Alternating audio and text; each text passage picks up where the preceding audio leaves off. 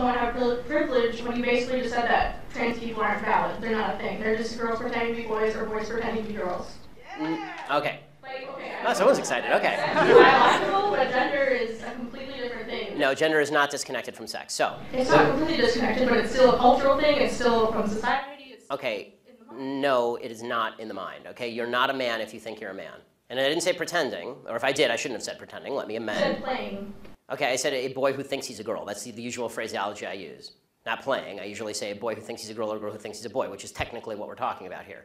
As far as the actual psychological issues at play, it used to be called gender dysphoria or gender identity disorder. Now they call it gender dysphoria. The idea that sex or gender are malleable is not true. Okay, and I'm not denying your humanity if you're a transgender person. I am saying that you are not the sex to which you claim to be. You're still a human being, and you're a human being with an issue that I wish you Godspeed in dealing with in whatever way you see fit. But if you are going to dictate to me that I'm supposed to pretend that men are women and women are men, no. My answer is no. I'm not going to modify basic biology because it threatens your subjective sense of what you are. Okay, but you're still saying these kids should not be accepted because they don't really fit in either place? They can't just I'm saying that the Boy Scouts have a standard. You must be a biological boy to be a Boy Scout. You have to be a boy to be a Boy Scout. Where's that written, though? Okay. In the name Boy Scouts. Because this is a very because for all of human history, boy meant boy and girl meant girl. Boy did not mean girl. And if I call you a moose, are you suddenly a moose? Okay, if I redefine our terms. No, yes, that's right. Men and women are a completely different thing. This is true. Have you ever met a man or a woman? They're completely different. You can't just say you're a cat. It's not a thing. It's genders. It's not saying you're okay, why is that? I don't understand. Why? Okay, let me ask you this. Okay, I won't ask you how old. I will ask you how old you are, okay? Because you're young enough that it's probably not insulting to ask you. So. I'm 22, so I'm probably young and naive, right? No. Why aren't you 60? Why aren't you 60? Because and why can't you identify as 60? What is the problem with you identifying as 60? It's not the same as gender. You can't just... You're right. Age is significantly less important than gender. You can't magically change your gender. You can't magically change your sex. You can't magically change your age. You can still legally change it. People recognize you. can't legally change your age, by the way. Obviously. You can change your name, you can change your sex, you can change your identity. Just because you can do things legally doesn't mean that they are correct biologically. You could do lots of things in the past that were incorrect biologically and incorrect legally. For a long period of time in the United States, sterilization of the mentally ill took place. That didn't make it okay. Skinner versus Oklahoma. Justice Oliver Wendell Holmes wrote the decision. Right. I still don't understand how you're accepting these children that are... It's not a matter of open-minded and accepting. I want them to get treatment that they see fit, but that's not involving me. The idea behind the transgender movement as a civil rights movement is the idea that all of their problems would just go away if I would pretend that they were the sex to which they claim membership. That's nonsense. The transgender suicide rate is 40%. It is 40%. And according to the Anderson School at UCLA, it makes no difference. There's a study that came out last year. It makes no difference, virtually no difference, statistically speaking, as to whether people recognize you as a transgender person or not, which suggests there's a very high comorbidity between transgenderism, whatever that mental state may be, and suicidality. That has nothing to do with how society treats you. Do you think it could be because of they're bullied at school? No, I don't think that. I do not think that the discrepancy. I do not think the discrepancy. First of all, I'm against bullying of any sort. Okay, the idea that somebody would beat somebody up is terrible. Okay, as somebody who's viciously bullied in high school, I'm not a fan of bullying. But the idea that the normal suicide rate across the United States is 4%. The suicide rate in the transgender community is 40%. The idea that 36% more transgender people are committing suicide because people are mean to them is ridiculous. It's not true, and it's not backed by any science that anyone can cite. It is pure conjecture. In fact, it's not even true that bullying causes suicide, according to a lot of studies.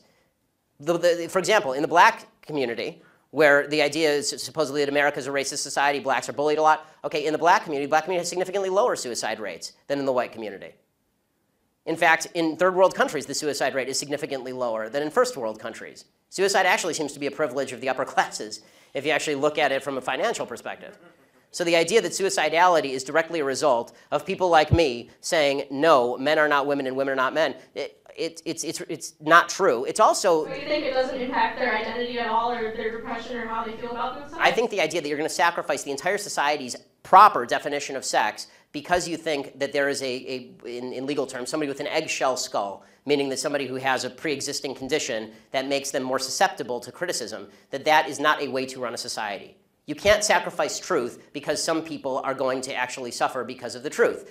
Plus, there's no evidence whatsoever that the suicide rate would go down in the transgender community in any marked way if people just started pretending that men were women and women were men. We're trying that experiment now. We'll find out whether it works. So far, no evidence. Have you talked to a group of trans people at all instead of this group of, like, white people? I'm more than happy to talk to a group of any people who will have me, but usually they protest me. Okay, last question about your Planned Parenthood thing. So why do you think it's not about controlling women's bodies and just about the separate life? Like, after the baby is born, how come when people don't care about them? They don't care where they end up in foster care, they don't care about the mother being poor? Like... Okay, I do care about the mother being poor, I do care about foster care. Okay, but why don't you advocate for that, though? Because Planned Parenthood is supposed to prevent abortions. Because, Planned Parenthood doesn't prevent abortions. They perform hundreds of thousands of abortions a year. They perform 300,000 abortions a year. They're the leading abortion mill in the United States. Evidence for that, though? That they perform 300,000 abortions a year? From Planned Parenthood. That's my evidence. They don't dispute that. No one disputes that. Like birth control and cancer. I'm not anti-birth control. I know. Birth control is extraordinarily cheap. That provides affordable birth control, which would in turn... Okay, they're not the only people in America who provide affordable birth control. You can go get a pack of condoms down at the local CVS for 12 bucks.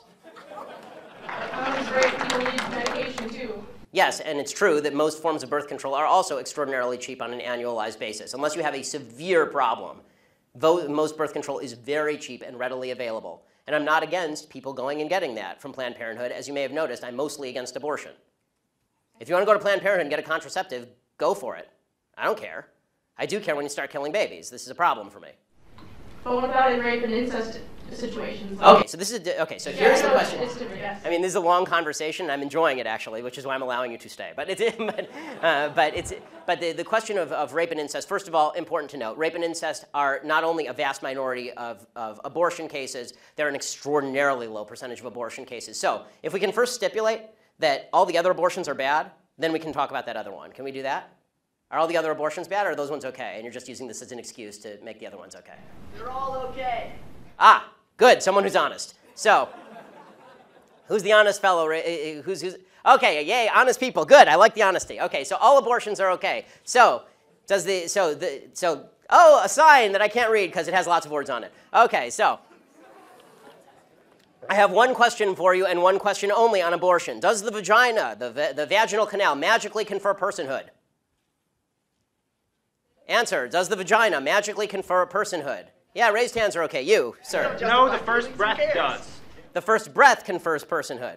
Okay, so if the baby is in the womb and is exactly the same size and has not yet breathed, and you take a knife and you stab the baby in the head, a fully formed 9-month-old baby, it is not a human. The only thing that makes it a human is when it takes a breath.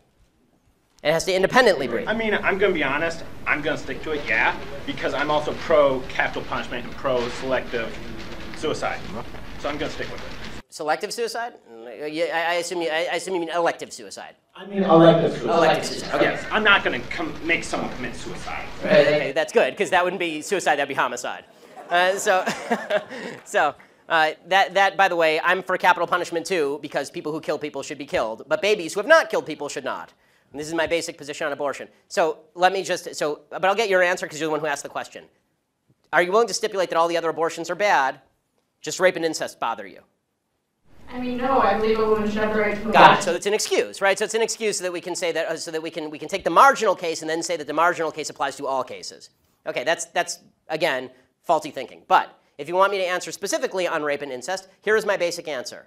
Rapists should be castrated or killed. You shouldn't kill babies. End of story. But are they ever castrated and killed? Most rapists don't even get convicted. I agree, and that's usually the left side of the aisle because the left side wants to let them out after 5 years in prison. I want them castrated or killed. I'm telling you what my belief is. My belief is not public policy at the moment. But I think, would you agree with me on that one? Can we at least get a little agreement to finish this particular part?